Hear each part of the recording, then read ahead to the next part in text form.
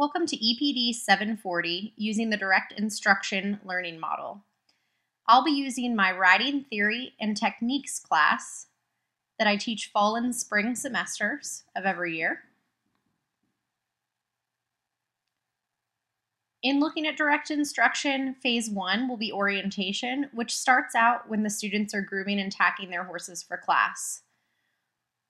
While they're grooming their horses, picking feet, tacking, and preparing for class, we'll talk individually and as a group about what they've accomplished the weeks before and what their goals are going to be for this week during their lab.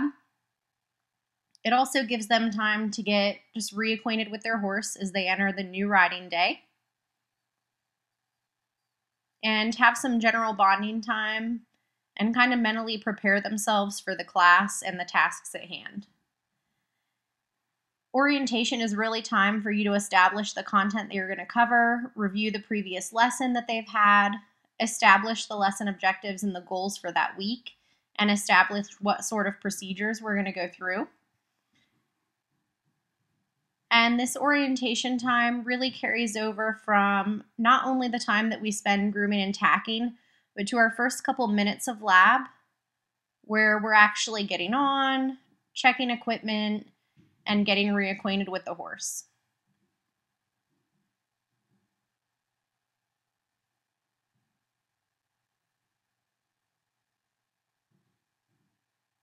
As I mentioned, orientation is going to continue through their mounted warm-up, and the next clip gives you an idea about the review and the orientation that's done. All right, so the last couple weeks we've gone through your direct bend figure eights. You guys are all doing really well with those. Worked on your counter bends, and we're going to make sure that you guys are maintaining forward motion through your counter bends, especially before I actually test you for the eval. And then you guys are all pretty solid on turn on the forehand. So we'll review those all, we'll warm up a little bit, and then I'll have you guys ride them, and I'll evaluate your best of the day. So I might have you ride them a couple times, or I'll have you do a series of them, and we'll take your best one for eval. And then we're gonna start you guys a little bit more through 3-loop serpentines today and turn on the haunches and get those a little bit more solid once you guys get kind of your eval stuff for the first part of the semester. Steph and Randy, you guys are gonna work more on your canter departures, probably out of a counter bend today. So I'll have you guys do reverses across the middle of your circle, but we'll do it off a counter bend through the middle and then loop out. Phase 2 is presentation, where we actually demonstrate the new skills with some sort of visual and actual representation and make sure students understand. For these, I'll utilize either a working student or myself to demonstrate these skills. Here I'm using Alex. Ending and reversing on a direct bend, you're going to ride it off a counter bend. So you're going to be bent to the outside your circle, ride your counter bend across the middle, and take direct bend. Okay, so we'll see a couple more with Alex. So you really want to lift and bring those shoulders across through that reverse, and then have them stay elevated. Phase 3 is structured practice, where students are actually led through the example themselves. I'll respond to questions and give them corrections. So ride your right, switch to left, bring his shoulders across, and ride your reverse. Very good, Steph.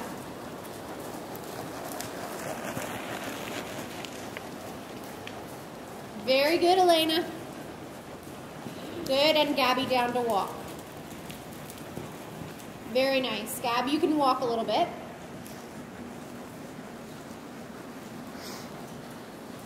Good, Randy. Soft change.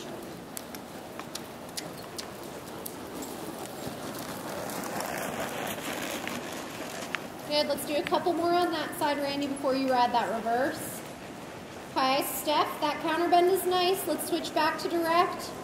Ride one more counter bend, and then you can reverse off of your next one. Let me see one more reverse off a counter bend, and if it's good and soft, let's lope out a bit.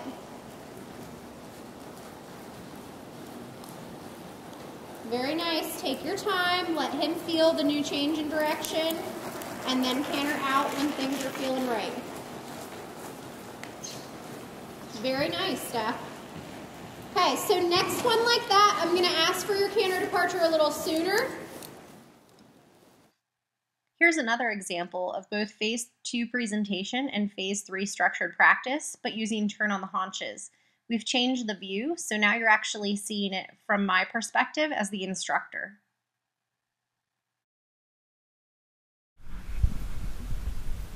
So it's going to be very different from turn on the forehand. Turn on the haunches, hind feet are staying planted in relatively the same spot. So you'll see him pivot on one of his hind feet, and then his shoulders are coming up and moving around. Okay, the big thing for these to get them right is you've got to keep his body in line from head to tail. So if he gets too bent in one direction or the other, he'll be able to like physically lift his shoulders and bring him around. So it's really important that you have a very straight line in his body as you're asking for these. So when we ask for turn on the haunches, you guys are going to open up the inside aids, so whatever side you're turning into. So if I'm turning and bringing his shoulders to the left, I'm going to open my left side aids. So my leg is going to come off from the knee down. So my thigh's still on him, my knee's still fairly closed, but my lower leg is just going to come straight out. So like open from your hip. So inside aid is going to be open. Inside rein aid is going to be open. So you want to kind of give him a hole to come into. And then I'm going to use my right leg and my right rein to apply pressure to the right side of his body and bring his shoulders around. So your leg position on your outside needs to be kind of neutral and forward where it always stays. It's not going to move back towards the hip. So you want shoulders moving, so you've got to keep that leg closer to the shoulders.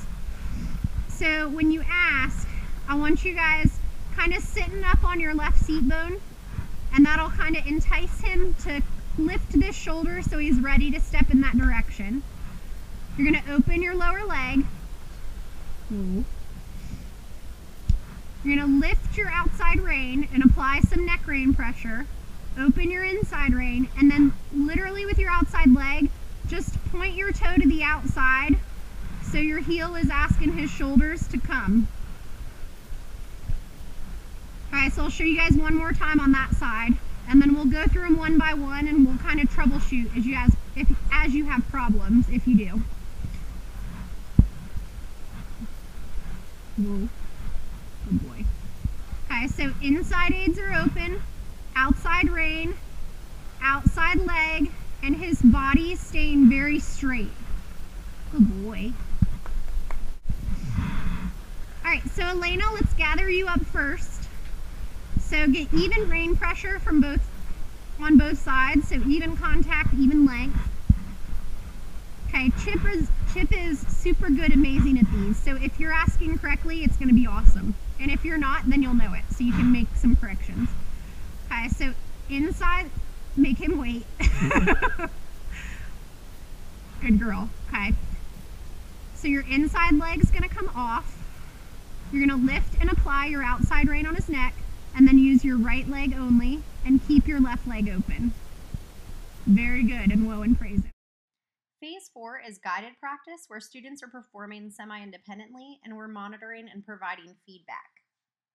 Very nice. So as you guys start your 3 loops at your trot here in a second, I want to see you ride your turn just a hair earlier. So as their nose is approaching the lights on either side of the arena, you should be starting to like pick up that shoulder and ride that gentle arc back to your rail.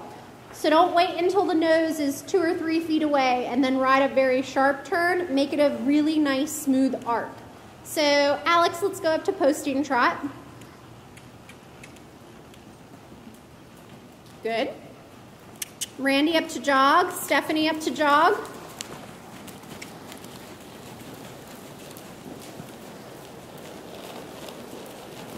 Good, Elena, we'll walk across and then I'll let you jog up your rail and then ride your turn. Good, Randy. Good, Steph. And Alex, Randy, and Stephanie, let's circle at the top for a minute. We'll create some space. Just circle. And last is Phase 5 independent practice, where students are working independently on the individual skills that they need to master. Take down your wheel, turn and come across when you're ready. Very nice.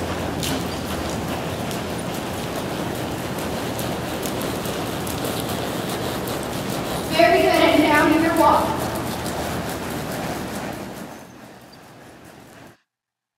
And that's how direct instruction can be applied to riding class. The biggest challenge is addressing all the individual skill levels and skill sets of the riders while keeping everyone progressing forward.